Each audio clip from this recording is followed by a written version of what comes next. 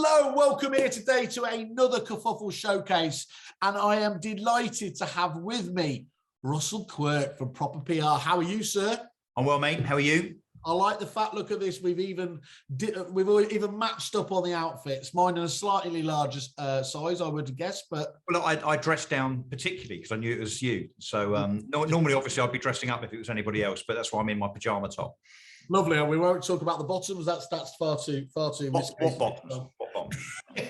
Right, Russell, we're going to be talking today about your new business, and in terms of talking about, you know, the whole PR side of things and what you can do for people, for businesses. So that clearly it's an area, you know, you nail this from both sides. I think it's fair to say, as you always talk about, you may not agree with some of the articles you put out there in a personal capacity on things like Property Industry Eye, but without a shadow of a doubt, they are the most engaged ones out there, aren't they, in terms of there? So can I kick off just first of all with the point about, you know, is there such a bad thing? You know, the famous phrase is there's no such thing as bad publicity. What's your view on that? And is it possible to go, you know, too far? And if so, where's the limit on it? Yes, I think it's probably 99% true. I think there's a lot of stuff that happens where people can actually overreact to the effect of getting publicity for something that maybe that's not quite so positive. But I think we all lead busy lives. We have loads of messages thrown at us as kind of consumers. And so I think, you know, weeks and months down the line, I think people probably remember more the person or the brand rather than the story. There are exceptions, of course. The Gerald Ratner exception is probably the biggest one, isn't it? But even he's done okay now, you know, and he's bounced back completely, hasn't he? And he's done an Alan Partridge, exactly. But he's now famous for that faux pas, which has made him famous, which I think he's benefited from. So, you know, it crashed and burned his jewelry business, and he was a bit stupid slagging off his own product, wasn't he? But actually, at the end of it, it's kind of come good. I think, you know, I think there's lots of misconceptions about PR, Simon, lots and lots of misconceptions. Some people think that PR is just for celebrities and big businesses. Actually, I would argue that the polar opposite is true, because in order to become that celebrity, even if it's becoming a celebrity in your industry or that big brand, you have to do something in the way of PR in the first place. And that's not just posting stuff on Facebook and LinkedIn like you and I do relentlessly. It needs to be more strategic than that. And above all, the thread running through all this is that, you know, what PR does for businesses big and small is not only to get them out there in terms of brand awareness, which obviously is the point, but the very fact that third parties are then talking about you as an individual or your brand. So whether it's Property Industry Eye, Estate Agent Today, you know, or where we get particularly excited is where we land coverage in, let's say, the Telegraph, the Times, the FT, the Mail, the Express, etc. It's the trust and the credibility that comes with that. And whether you're a B2B business or a B2C business, you know, so whichever side of the fence you're on, you know, publicity and validation, I suppose, is what it is obviously never going to be a bad thing. But that said, I also wouldn't say that anybody should just do PR. And you might want to talk about this in a bit more detail. The marketing mix that PR is part of is also very, very important. But it's ultimately it's the golden egg, isn't it? If you get a PR piece published there, that independent validation, as you said, great. You know, whether it's trade press or whether it's obviously up into the nationals or whatever else there.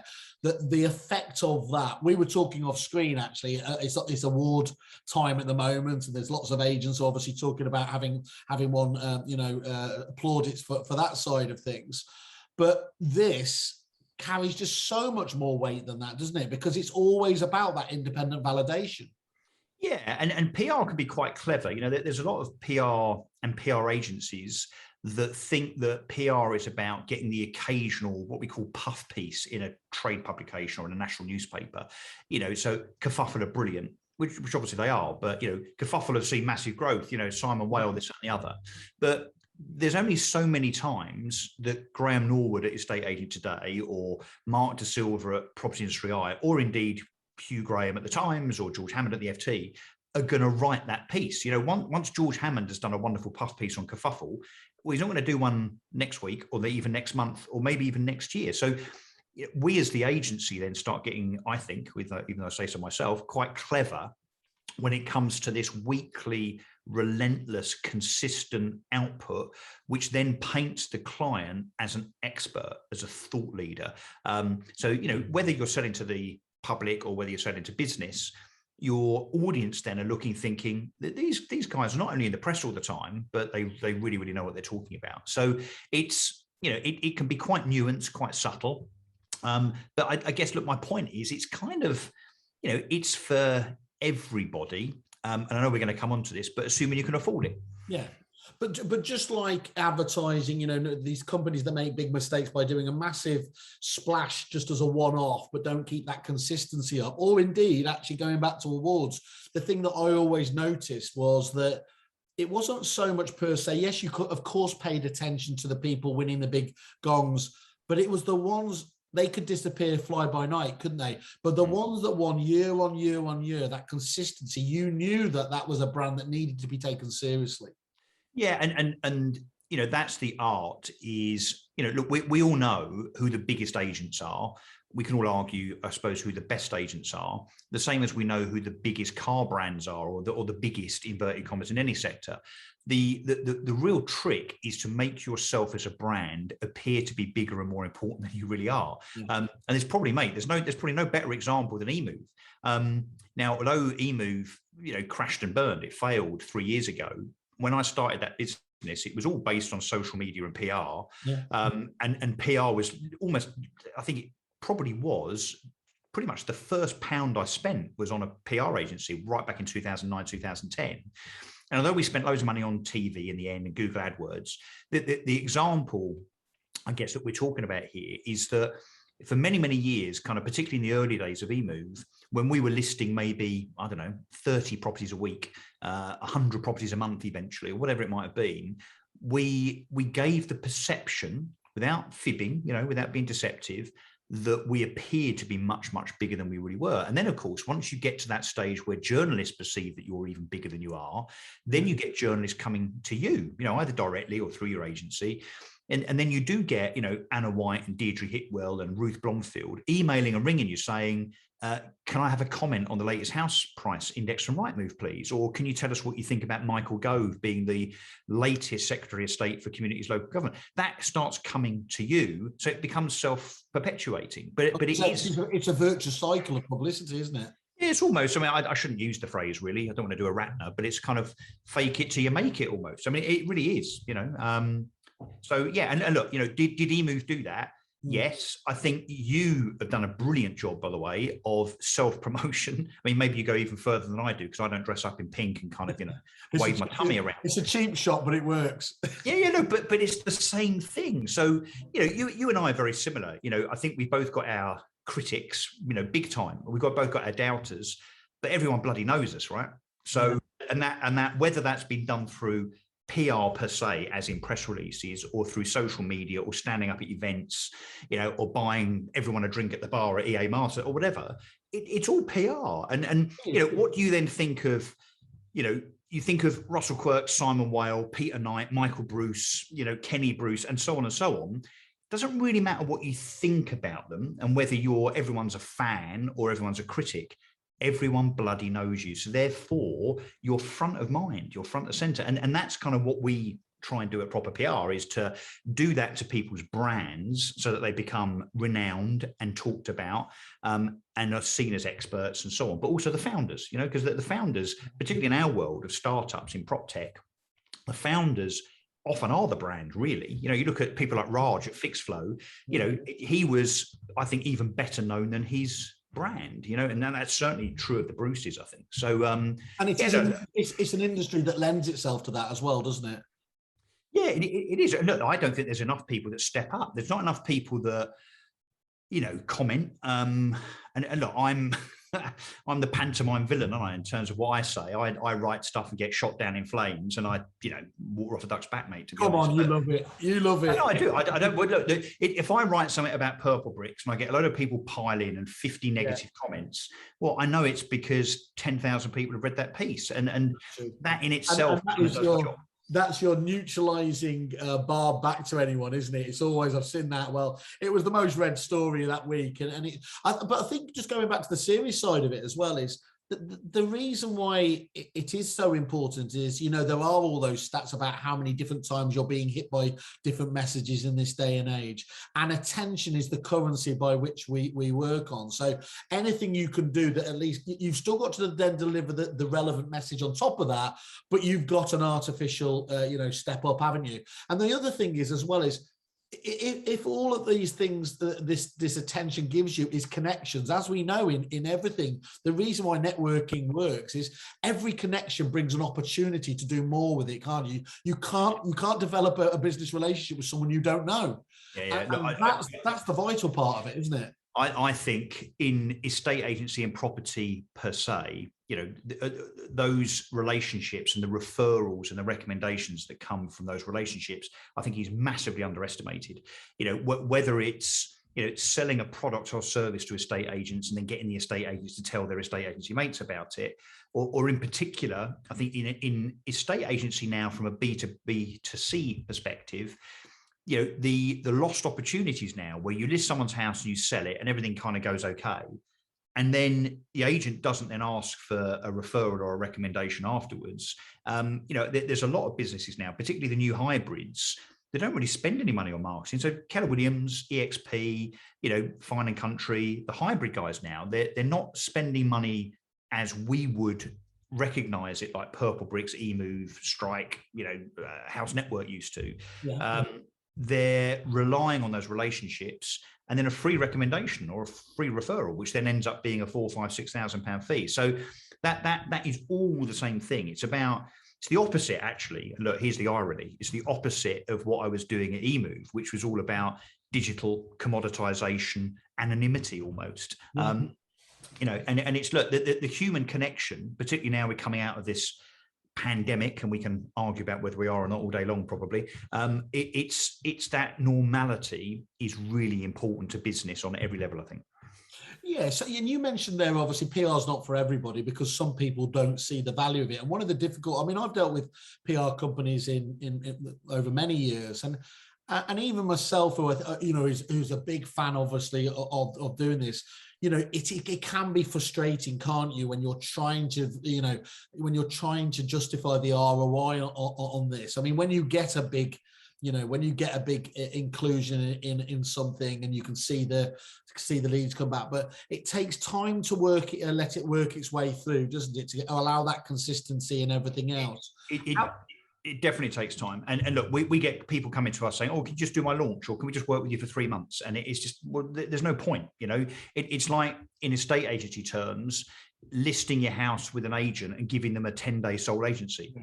Well, it's never going to work, is it? So some PR is not trackable, it's not measurable, because it's kind of surreptitious. Yeah. PR, as we've touched on, needs to work hand in hand with other things, whether it's digital ads, whether it's Facebook ads, whether it's Google, you know, whatever, outdoor advertising, etc. So it needs to be holistic. So on that, Russell, though, do you help talk to them about that side of things as well? Or we do very, very much, because look, we track certain things. So we track how many pieces of coverage a client's had, what the eyeballs were worth. So obviously getting someone a quarter of a page in the Daily Mail is, no disrespect to Property Week, but worth a little bit more than getting a quarter of a page in Property Week. So we measure those metrics, but also a thing called AVE, which is the equivalent advertising value. So in other words, that quarter of a page in the Daily Mail is worth 15 grand. So we say, oh, look, this week you've had £43,000 worth of coverage equivalent, and that's where we get the ROI from, which, and our ROI based on every pound spent on us as a subscription, if you like, as a retainer, the average client in total over a 12-month period will get 27 times that back in value. Mm-hmm. But without kind of geeking out on it too much, you know, most of our clients do track what the effect of PR is in terms of people searching for their brand online, people searching for generic terms like, let's say, I don't know, you know, best rental platform, best management company, best estate agent, you know, nearest letting agent, whatever. They track that in terms of the increase in people searching for them and finding them, based on the fact that their kind of prowess, their traction increases, the more PR they get. So yeah, we do, but obviously it's up to the client to try and gauge it. We do have funny instances sometimes where occasionally someone will say, oh, I haven't had much from the PR over the last 3 or 4 weeks. And you say, well, that's a bit odd. So how are you tracking it? And they say, well, every single one of our salespeople says, where did you hear of us? And they're just saying, well, it's all just coming from the website.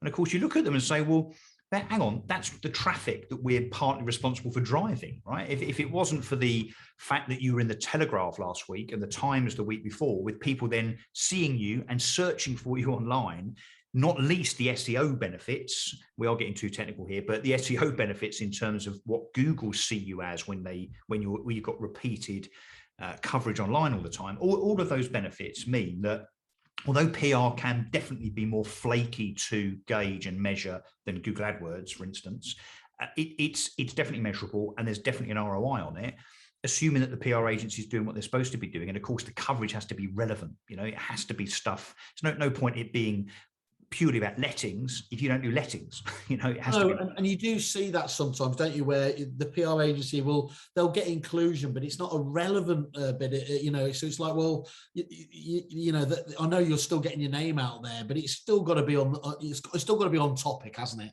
Yeah, no, it has. And the art of the agency is to have the ideas that relate to that particular client. So we have 20 odd clients, various estate agents, letting agents, prop tech platforms, property management companies, whatever. Yeah. But they all have their nuances. They all have their uniqueness. So there's always an angle that can be used to promote that particular business because of what it does well or what it does differently.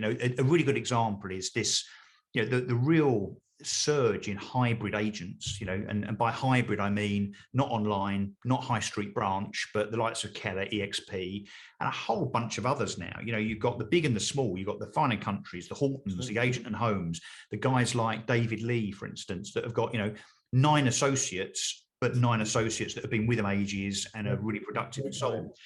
There's an angle for every one of those to kind of show them in a kind of specific beneficial way, and that's what a good PR agency would do. And without blowing my trumpet too much, because obviously I'd never do that. It's not easy for an agency that isn't in the sector to do that. So, for instance, if I had a car company come to me and say, "Can you PR our model range?" Yeah, I could probably do that. I like cars, but it's not my specialism. And trying to get a PR agency that does property rather than a PR agency like ours, where we are actually property people, it makes a huge difference to the creative ideas, the output, the relationships that we have with particular journalists and so on and so forth. So, and honestly, since the demise of, I don't know if you remember him, actually, John Wrigglesworth. Do you remember John? So John used to be, he used to have the property PR agency, which he then sold to Instinctive. We're now them. We're now him. We are John Wrigglesworth. I'm John Wrigglesworth, although he's substantially older than me and has this weird penchant for drinking red wine with ice in it. Have you seen that? But anyway, no, great guy, brilliant at what he did. Kind of decided to step aside. They always did good bashes. I do remember. Obviously, famously turning up to the opening of a letter, but they did. But he was good because he was a property analyst, right? I'm good, I think, because I've been in the property industry 25 years. James, my business partner and co-founder, has been writing PR stories and press releases in the property sector for 7 years. And I think that's the difference. There's PR agencies that generalize. There's PR agencies that are specific to different sectors. We're the only one that's run and has at its helm on a day-to-day basis genuine property people. So how do you get under the skin, Russell, of the businesses that your clients that you're going to work with? What's the starting process for learning what's different about them? I'm not sure we're allowed to use this term anymore, but it's a brainstorm. I think that's big. Hasn't that been cancelled? You're fine. As long as you don't say you're going to reach out to somebody, that's when I have to kick you off the show. But then I might circle back. Okay. No, so we do a brainstorm, which is 3 hours, hopefully at the client's office with them and their team.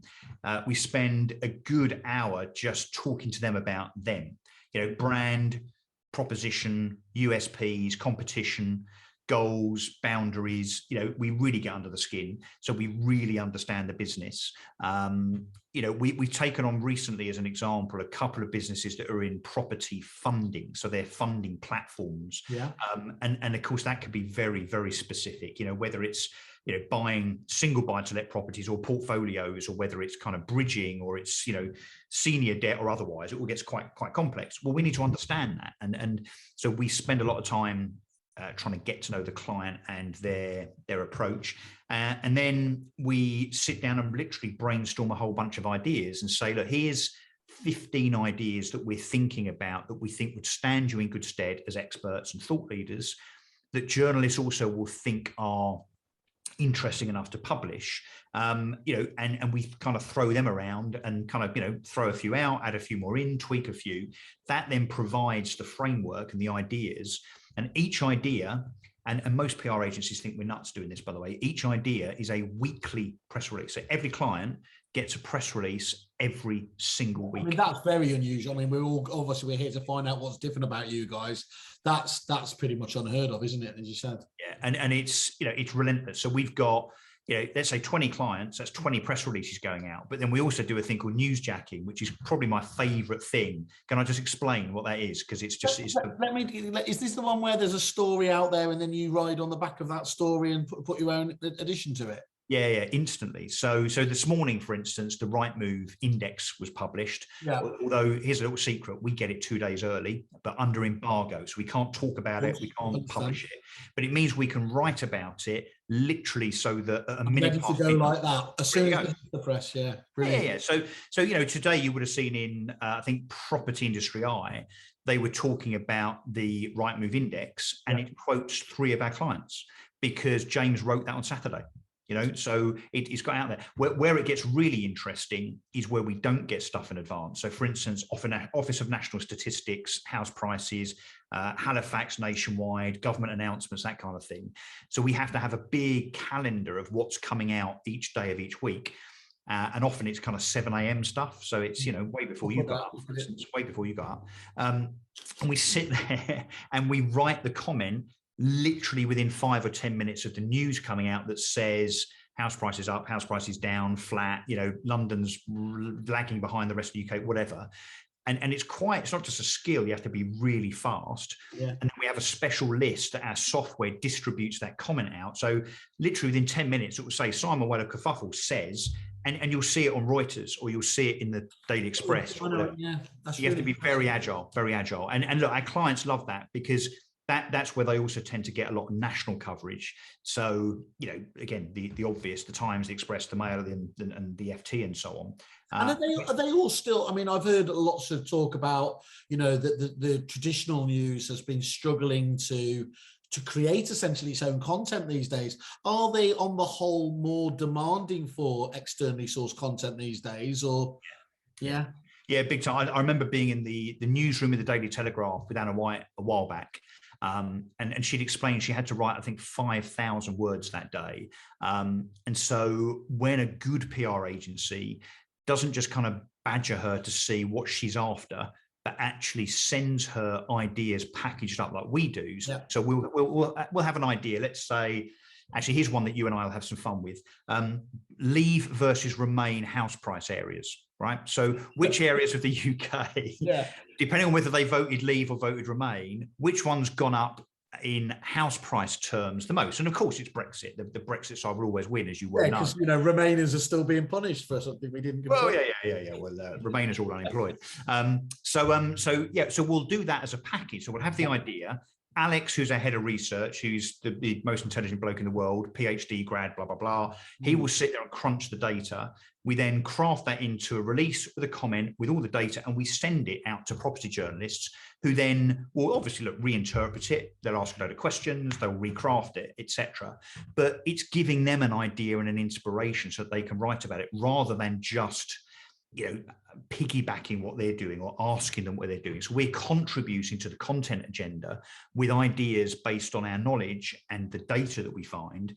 And it's a very happy relationship, frankly. Yeah, it sounds fascinating. You've essentially weaponized the PR and the information, the way that Dataloft do around just raw property stats and everything else there. You've really taken that on board, haven't you, in terms of what's in the attention, what's got the attention of people already, and riding on top of that wave by adding your own particular contribution to it, which is and look, it gets real fun, and you know, we'll do something. I mean, it depends on the client, because obviously some clients want to be kind of more broadsheet and some are happy to be a bit more tabloidy. You know, one of the most successful things that we've ever done is stuff where, you know, you compare Ian Beale's house in EastEnders to Ken Barlow's house, right? I mean, you just know that that's going to be the most clicked on article of the And it goes and makes the Mail, Mirror, Sun, Star, and it's just, you know, wow, you know, 4 million people saw that article, and it was Get Agent or whatever who we did it for. Colby Short says, yay, fantastic.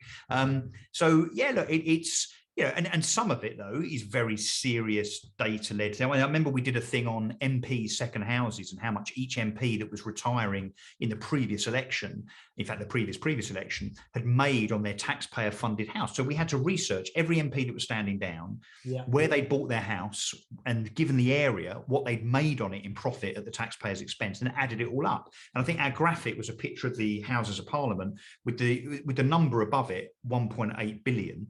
That took 2 weeks to research, you know, but it made the Daily Telegraph, you know. So we can do serious, we can do not so serious, you know, we can do, you know, basically any flavor. And almost, I think in fact, someone might want to test me on this.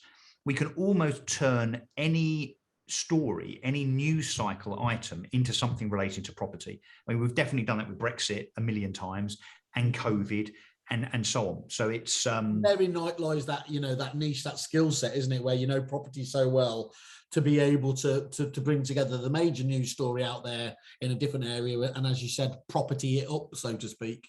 And I think, you know, for those watching this, the other thing to remember is that our industry, whether you're a property supplier or you're an agent in lettings or sales, or a mortgage broker or a conveyancer or whatever, you know, we are in one of the most competitive sectors in the country.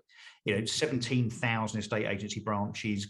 What is it now? 2,500, 3,000 conveyancers. God knows how many mortgage brokers and lenders, co-working spaces, and also property, of course, has multiple subsectors. So we talk about the property sector. Well, what's that? Resi, commercial, sales, lettings, legal. I mean, you know, there's literally hundreds of different kind of versions of that. So, you know, the PR thing, as we've just outlined, in terms of showing a client as an innovative expert, is really important in not just putting their head above the parapet, but in showing their expertise. Because frankly, if you don't do it as an agent, let's say, or a conveyancer, you know, you will find a competitor does it, and before you know it, you know, you were looking in the rearview mirror and there was no one there, and all of a sudden they've gone past you. You know, and there's lots and lots of examples of that. You know, can I just ask you, just, you know, you're talking about sometimes it's a broadsheet kind of approach, sometimes it's tabloid. Do you have a particular preference, or or is there, and is one more effective than the other, or is it literally just horses for courses? It does depend on the client, but mainly I suppose I get more excited by the broadsheet stuff because it tends to be a bit more valuable. It's a bit more grown up, isn't it? A bit more sensible. You know, the holy grail, I suppose, if we're talking about, you know, in our 3 years, because we're not such a new business anymore, probably we're 3 years old. You know, the stuff that we've had in the Telegraph has been good, but the FT is even better. You know, the FT is proper top drawer stuff because it's the FT. We had Mark von Grunher from Benham and Rees. He's been on the BBC a number of times, including, and this is the holy grail, the BBC Breakfast Sofa in Salford. You know, that's probably the number one, the pinnacle that PR agencies kind of reach for, because the BBC is obviously somehow still the most trusted news source in the world. Just about. Probably not for long, the way it's going. Not for long, no. Well, hopefully it'll get broken up. But anyway, but for now, it's incredible. You leave my auntie alone, you. It's very, very well trusted, but also the future. I think they get whatever it is. I mean, several 100,000 viewers for BBC Breakfast in the morning, and then, you know, you've got Sky and, you know, the likes of the Huffington Post and Bloomberg. Bloomberg, if you're someone that is looking for investment and you end up on Bloomberg, well, you will be sitting there on a telly to hundreds of thousands of potential private equity guys, venture capitalists, and high net worth individuals across the planet. Right? It's just it's pretty big stuff. Russell, really enjoyed that. I would love to have a chat with your colleague over the coming months as well. I think that would be really, really interesting. And I encourage anybody to have a chat with you, because I do know a little bit about this area, and the things we've been talking about stand out from the crowd, which, just to summarize again, what it's all about, really, isn't it? That is exactly what it's about. Putting your head and shoulders above your competitors. Simple as that. Perfect. Thank you very much, Russell. Have a great day. Pleasure, mate. Thanks for having me, Simon. Seriously, thank you. Cheers.